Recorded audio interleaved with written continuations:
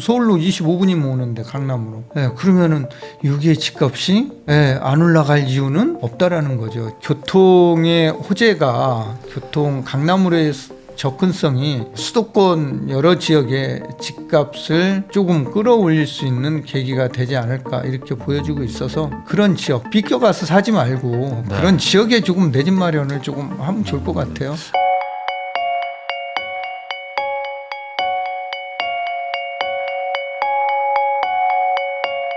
JADUWM의 고준석 대표님하고 이야기 나누고 있는데요. 그러면은 이제 결국에 집을 사야 되는 거잖아요. 이렇게 가격이 상승한다고 보면은 이제 살지 말지 고민하는 분들 입장에서는 집을 좀 사려고 하시는 분들이 많을 것 같은데, 물론 당연히 이제 하락한다고 생각하시면 뭐 집을 안 사시겠지만, 집을 사려고 하는 분들 입장에서는 지금 고민되는 부분이 좀 여러 가지가 있는데, 가장 큰 게 서울과 경기도를 결정을 좀 해야 될 것 같아요. 왜냐면 서울은 뭐 가격도 비싸지만 또 회복도 좀 한 곳들도 좀 많고, 근데 경기도는 아직 좀 회복을 좀 덜한 부분도 있고 하니 경기도로 가야 되나 서울로 가야 되나, 약간 이미 오르는 게 좀 더 갈 것 같다는 느낌도 좀 들기도 하고. 뭐 대표님은 뭐 어떻게 보십니까?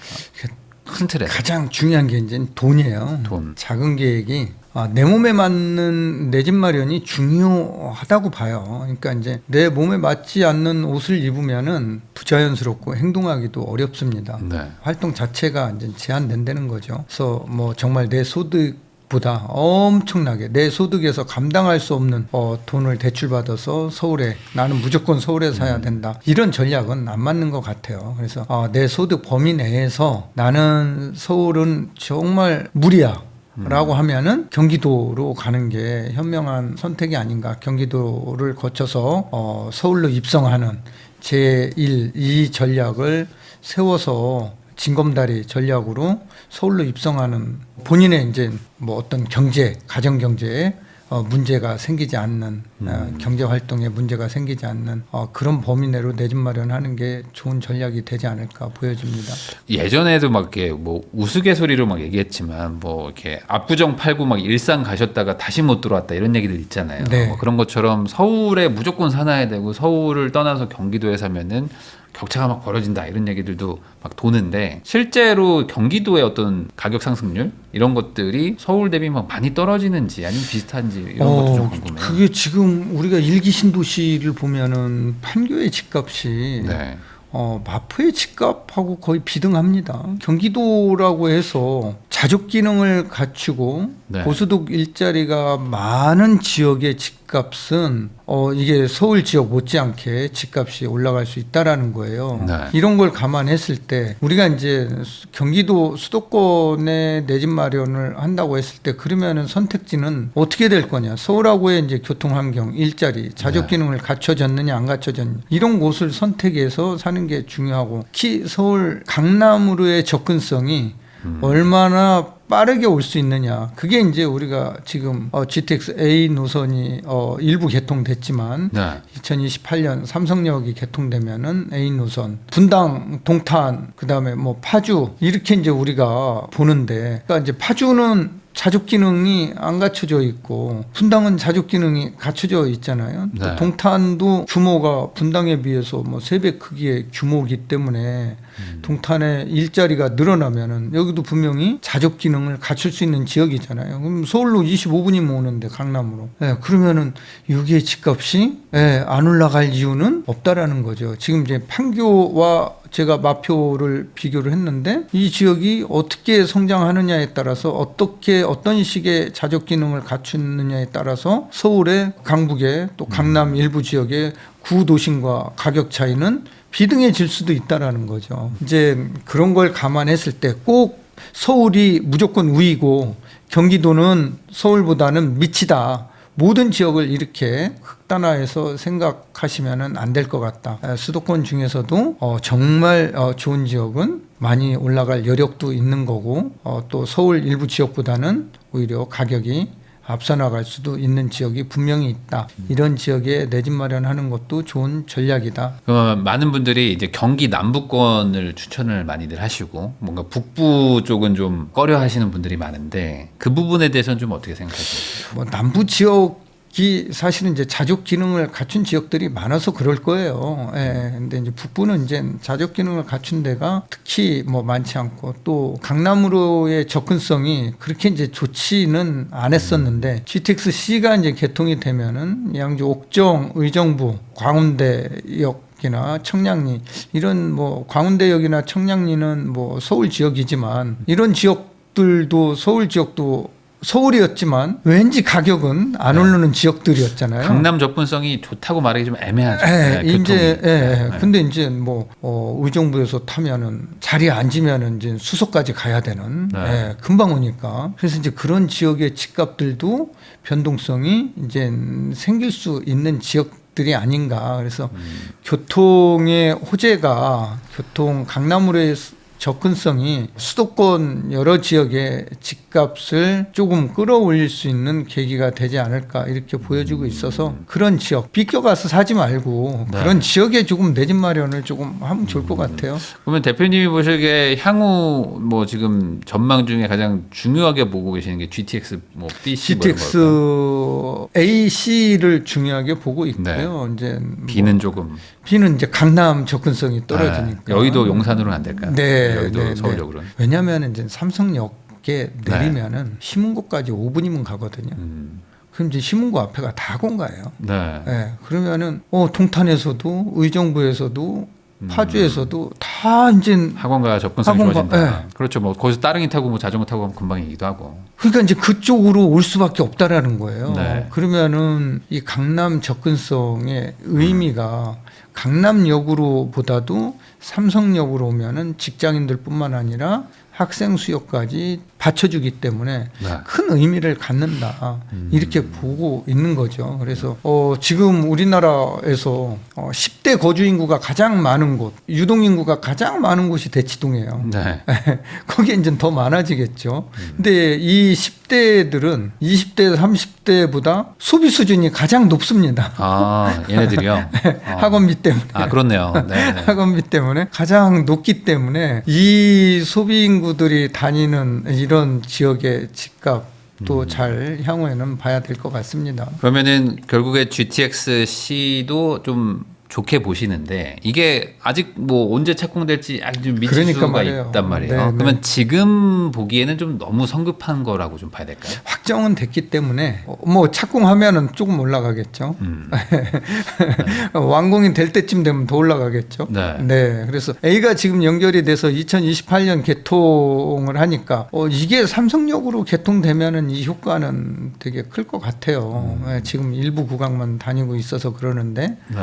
그렇다라고 하면은 그때 사면은 조금 더 늦을 수도 있겠죠. 오히려 저는 동탄도 한번 좀 봐야 될 것 같은 게 동탄도 지금은 수서까지 뚫려가지고 별 이렇게 실익이 없는데 이게 삼성역하고 연결이 되면은 그때부터는 GTX가 역할을 제대로 하는 거잖아요. 그럼요. 그때는 사실 지금부터 한 3, 4년 뒤니까. 동탄 바로 밑에가 이제 그 용인 이동 남사읍이잖아요. 215만 평의 반도체 클러스터가 들어서는데 일자리만 10만 개가 생깁니다. 배후 주거지가 바로 동탄입니다. 이 동탄인데 그렇다라고 하면은 이 지역의 강남으로의 접근성도 뭐 아주 되게 좋아지고 일자리 늘어나서 수요도 늘어나고 하면은 동탄은 뭐 정말 자족 기능을 갖춰진다라고 봐야 되겠죠. 일자리가 들어가니까. 그렇다라고 하면은 지금 뭐 동탄의 미래 가치는 다른 지역에 비해서 월등하게 좋다라고 봐야죠. 그렇죠. 지금 동탄의 입장에서 보면은 뭐 좀 시간이 지나서 진짜 삼성역까지 뚫리면 광교보다 오히려 더 강남 접근성이 더 좋아지는 거일 수도 있거든요. 단순 계산하면. 좋죠. 그런 것들도 한번 고려는 해봐야 된다. 경기도 서남부 쪽은 좀 어떻게 보십니까? 서남부도 지금 막 교통 호재 같은 게 막 있긴 한데. 뭐 평택이, 평택이 사실은 미분양이 되게 많은 지역이잖아요.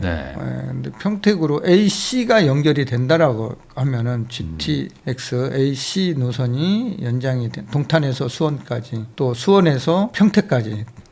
이렇게 연결이 된다라고 하면은 평택도 뭐 괜찮게 발전할 수도 있고 거기는 이제 신축 중심이는 결국에는 교통 접근성이 좋아지고 지금 삼성 평택 캠퍼스가 있는데 여기가 지금 85만 평이거든요. 네, 85만 평의 라인이 다 작동이 지금 안 되고 있어요. 네, 그래서 이게 이제 정상화가 되면은 여기 미분양 물량이 해소되면서 이 지역도 뭐 조금 서울 수요를 분산시킬 수 있는 GTX가 연결이 되면은 그런 지역이 되지 않을까 조심스럽게 예상을 해보는데 그렇다라고 하면은 미래 가치는 있는 지역이거든요. 그래서 지제역 중심으로는 오히려 지제역이 이제 뭐 GTX 역사가 되는 거니까 중심으로는 괜찮지 않을까. 신안산선도 지금 한양대에서 여의도까지 가는 거죠. 한양대 입구에서. 이게 뭐 지금은 가는데 여의도까지 가는데 1시간 반 걸린다고 하네요. 근데 이게 되면 이제 40분 이내 35분 정도 걸린다고 하니까 획기적이죠. 뭐 여의도로의 접근성이 개선되는 지역인데 다만 이제 이 안산이라는 데가 구도심이거든요. 예, 그래서 오래된 주택들이 많아서 요즘 뭐 신축 선호도가 높으니까 청년들 30대는 신축 선호도가 높기 때문에 그게 조금 아쉬운 지점입니다. 그래서 신도시로 연결되는 동탄과 구도심부 연결되는 신안산선의 차이는 분명히 날 수 있다 이렇게 보는 거죠. 방금 말씀해주신 어떤 교통 호재 기반의 투자는 당연히 역세권에 아주 근접한 곳들만 5분 거리 내로 보셔야 되겠죠. 도보 5분. 도보, 마을버스 5분이 아니라 도보 5분. 빨리 걷는 거 말고 천천히. 네, 도보로 5분 거리 내. 네, 그 정도만 이제. 근데 그런 데들은 또 가격이 좀 만만치 않거든요. 그래도 그런 데서 사야 됩니다. 차라리 경기도 쪽으로 산다면. 네, 차라리 경기도에서 무기는 그것뿐이 없어요. 그러니까 교통으로 서울 접근성. 네. 결국에 서울의 좋은 인프라의 접근 시간이 도어 투 도어로 얼마나 걸리냐가 맞습니다. 핵심인 거겠네요. 그럼 아까 말씀해주신 대로 아예 노도강이라든지 이런 좀 지금은 좀 노후화된 도시이지만 사실은 이제 뭐 거기 아파트만 바뀌어도 뭐 지하철이고 이런 것들 다 있으니 재건축되면 좋지 않을까라고 생각하시는 분들도 있을 텐데 소위 말하는 서울의 좀 중저가 지역의 재건축 이런 거는 미래가 어떻게 된다고 보세요? 저는 사실은 되게 좋게 봐요. 서울 25개 구 중에서 되게 좋은데 제가 실례로 메이플 자이 이제 입주 앞두고 있잖아요. 입주 지금 하고 있나 모르겠네요. 근데 그게 이제 5억 원 할 때 3억 5천 할 때부터 제가 거기를 살아. 근데 사람들이 쳐다도 안 봤어요. 개포동도 개포 시형부터 4단지까지는 저층이었는데 거기가 재건축이 다 끝났잖아요. 거기 3억 원 할 때 사라고 하는 아파트들을 저런 데 사서 뭐 하냐라는 거죠. 내 집 마련에 진짜 딱 좋았던 시기들이었거든요. 저는 지금 보면서 재건축이 끝나면은 그럼 어디가 지금 5억 원으로 살 수 있는데 대출 전세 끼면은 3억 원 정도면은 살 수 있는 데가 노원구거든요. 그러면 25개 구를 이렇게 우리가 종합을 해봤을 때 10년 이내에 인프라, 공공인프라가 가장 많이 확충될 수 있는 지역은 어디냐라는 거예요. 그 노원구거든요. 동북선이 이제 개통 앞두고 있고요. 동부간선도로 지하화가 또 개통을 앞두고 있고요. GTX C가 또 연결될 거고 여기에다가 중계동이라는 데는 학원가를 가지고 있고요. 또 도봉 면허 시험장을 바이오 클러스터로 만들겠다라고 지금 서울시에서 발표를 하고 추진을 하고 있고 또 뭐 서울대 병원이 거기에 노원 서울대 병원으로 들어가겠다라고 MOU까지 체결했는데 그 뭐 뒤에는 뭐 진척은 없지만 만약에 이런 것들이 전부 다 서울대 병원만 아직 확정이 안 된 것 같아요. 이런 것들만 개선이 된다라고 하고 거기에 재건축이 끝난다라고 하면은 그 지역은 상당히 강남으로의 접근성이 획기적으로 빨라지는 데거든요. 그렇다라고 하면은 뭐 거기에 짓는 아파트는 뭐 그냥 뭐 철사로 짓는 것도 아니고 공공인프라, 편의시설, 교육환경 다 좋은 지역이기 때문에 미래 가치는 충분하다.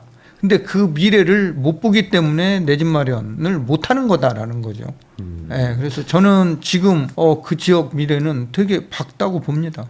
근데 이제 요즘에 계속 나오는 게 사업성이 안 좋아서 뭐 시공사 선정도 안 된다. 그러니까 재건축 자체가 안 된다는 거에 대한 불안감이 되게 높은 거잖아요. 물론 몇 년 전에는 재건축 될 거라고 하면서 가격이 많이 올랐지만 이런 경우에 재건축이 된다고 생각하고 투자라는 개념은 아니신 거고 그냥 가지고 있으면 가격 그럼요. 상승이 한번 올 것이다. 네. 근데 이제 제가 2022년인가요? 둔촌 주공 네, 분양할 때 그때 부동산 가격이 최악으로 떨어졌을 때예요. 네. 2022년 12월 저점을 찍고 이제 우상향을 하기 그렇죠. 지금까지 하고 있는 건데 그때 공교롭게도 둔촌 주공이 분양을 했는데 미분양이 네, 맞습니다. 1,400가구가 나왔어요. 그거 사라고 모 유튜브 방송에 가서 제가 했다가 6만 8천 개 먹었어요. 네. 근데 지금 그게 2년 만에 지금 59제곱미터가 10억, 84제곱미터가 15억. 지금 자본이득을 남기고 있잖아요. 그때 제가 뭐 매경에다가 저런 얘기도 했어요. 서울 입성 마지막 기회다. 사라. 그런데 사람들은 안 사는 거거든요. 예, 안 사는 거거든요. 근데 아까도 재건축 재개발에 대해서 얘기를 했지만 관건은 저거 재건축을 해야 되는데도 불구하고 공사비는 올라가고 있고 용적률은 지금 용적률로 보면은 안 나오죠. 네. 예, 안 나오죠. 재건축 해야 되는데 올려주고 공공하고 이익을 쉐어하는 방향으로 갈 수밖에 없다라는 거죠. 그래서 지금 추측으로 우리가 뭐 타당성이 있다 없다 이기보다는 이게 이제 정책으로 바꿔주면은 되는 부분들이 없지 않아 있는 지역 중에 하나다. 그래서 거기를 뭐 40년, 50년 됐는데도 무너지는데도 방치할 수는 없잖아요. 그런 거 감안하면은 용적률을 통해서 사업성이 나올 수 있게 뭐 하고 재건축이 진행되지 않을까. 그런 과정에서 내 집 마련을 해두면은 가격은 자연스럽게 물가 상승률만큼은 올라가지 않을까. 이렇게 보여지는 지역입니다. 혹시 뭐 이거는 그냥 개인적으로 여쭤보는 건데 그냥 이제 대선 시즌이니까 앞으로 5년 안에 노원 이쪽에 뭔가 좀 정치적으로 뭔가 그 강북도 좀 개발도 해야 되고 또 나름 또 이제 서민들이 산다는 어떤 그런 명분도 있고 하니까 그쪽을 좀 인위적으로 용적률 좀 높여주겠다. 예전에도 좀 나오긴 했었거든요. 그런 것들이 다시 좀 재현될 확률도 높다고 보십니까? 목동에 보시면은 1, 2, 3단지가 2종 일반 주거 지역이었잖아요. 네. 거기 고층 허용해주고 용적률 높여줬잖아요. 그런 것처럼 여기도 저는 충분히 뭐 우리가 서울 지역의 공급 확대라는 측면, 공공의 어떤 그런 공급 측면에서 충분히 그럴 만한 가치가 있는 지역이라고 보여지고 있어요. 오히려 이런 지역에 용적률을 높여줘서 공급하는 게 신도시를 만드는 것보다 네. 비용이 적게 든다라는 거죠. 그래서 그렇죠. 좀 그럴 필요는 충분히 있는 지역이다. 가능성도 있다. 이렇게 보고 있습니다. 그럼 마지막으로 이제 올해 집을 사려고 계획하시는 분들한테 조언 한마디만 해주시면 좋을 것 같습니다. 지금까지 이제 내 집 마련 못 하시는 분들은 계획은 가지고 있지만 시간이 가면서 점점 못해지는 경우가 있어요. 그게 이제 더 떨어지기를 기다리는 거죠. 그런데 집값은 오히려 떨어지지 않고 올라가는 거죠. 집값이 떨어지기를 기다리다가 내 집 마련 시점을 실기하면은 한 번 실기하면은 이게 내 집 마련하기가 쉽지 않아요. 그래서 오늘의 가격을 인정하는 게 중요하고요.